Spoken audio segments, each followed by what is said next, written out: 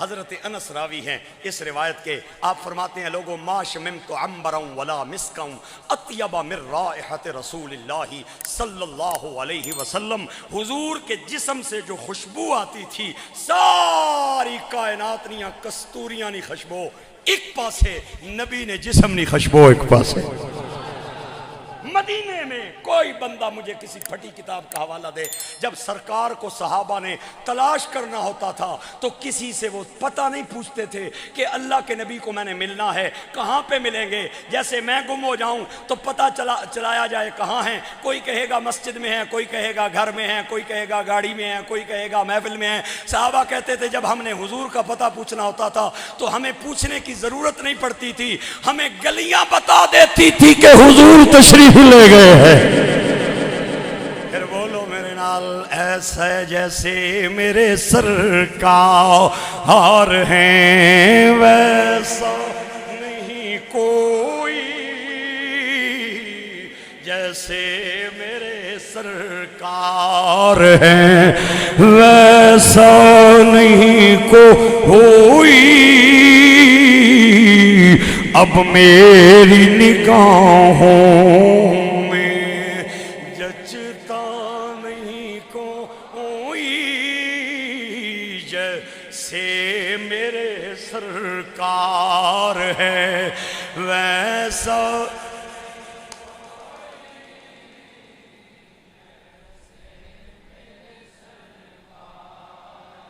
حضرت جابر بن سمرہ رضی اللہ تعالیٰ عنہ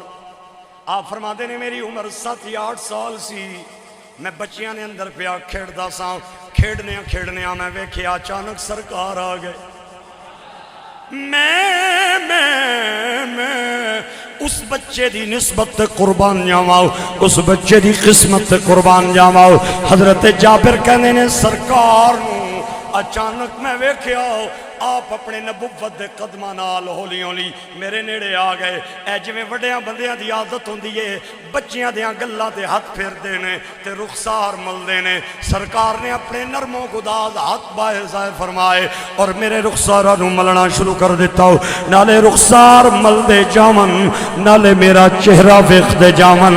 نالے رخسار ملدے جاون، نالے میرا چہرہ ویکھدے جاون۔ حضرت جابر دی عمر 45 سال ہوئی، آپ ایک بلند ٹیلے تے کھڑے ہوں گئے اور سارے لوگاں نو جمع فرمایا، آپ نے فرمایا ہوئے لوگو اے بچپن دے زمانے دی گل ہے کہ اللہ دے نبی نے چلنے آؤ میری گلاں تے اپنے ہاتھ پیرے، آج میری عمر 40 سال ہے، میں جوان ہوں، میری بیوی بھی ہے، میرے بچے بھی تگڑے ہو گئے نے، 40 سال گزر گئے، آج بھی جس بندے نو شک ہے وہ آ جائے اپنا نک میرے رخسار پہ رکھ لوے، اوے خدا دی عزت دی قسم آج بھی جسم میرا ہے خوشبو مصطفیٰ دی آ رہی ہے، جیسے میرے سرکار ہیں ویسا نہیں کوئی، اب میری نگاہوں میں۔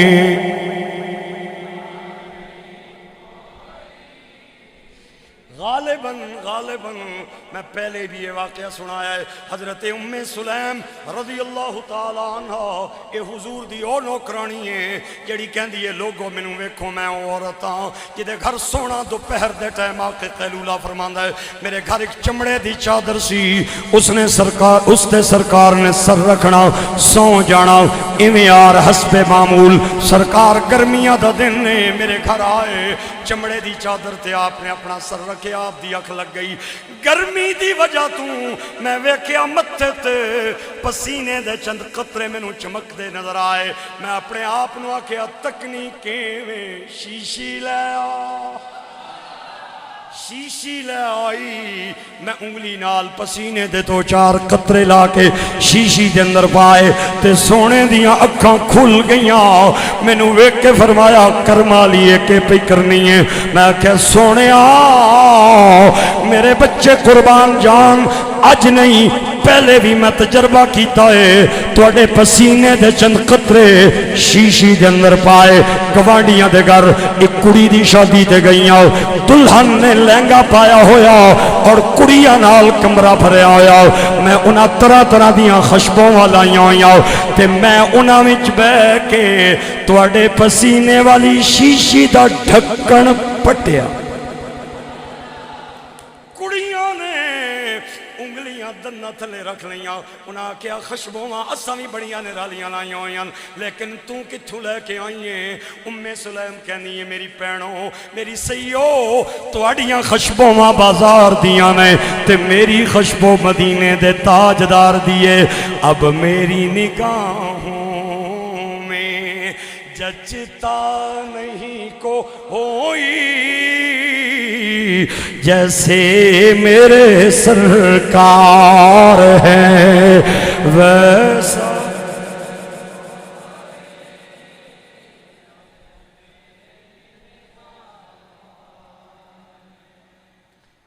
انہوں نے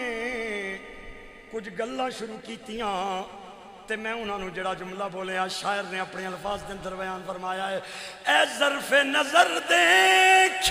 ذرا دیکھ ادب سے سرکار کا جلوہ ہے تماشا نہیں کوئی سرکار کا جلوہ ہے ایک بار ہاتھ اٹھا کے حاضری لگوا دیں سرکار کا جلوہ ہے تماشا نہیں کوئی اب میری نگاہوں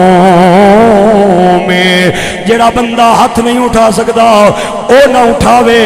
جڑا بندہ ہاتھ اٹھا سکتا ہے اللہ نے ہاتھ سلامت عطا فرمائے ربیع الاول دا چن چڑھ گیا ہے نبی پاک دی روح میری اور آپ دی طرف متوجہ ہے کہ میرے نوکر میری تعریف کر کے پہ کہنے نے کہ سرکار کا جلوہ ہے تماشا نہیں کوئی سرکار کا جلوہ ہے تماشا نہیں کوئی اب میری نگاہوں میں جچتا نہیں کوئی جیسے میرے سرکار ہیں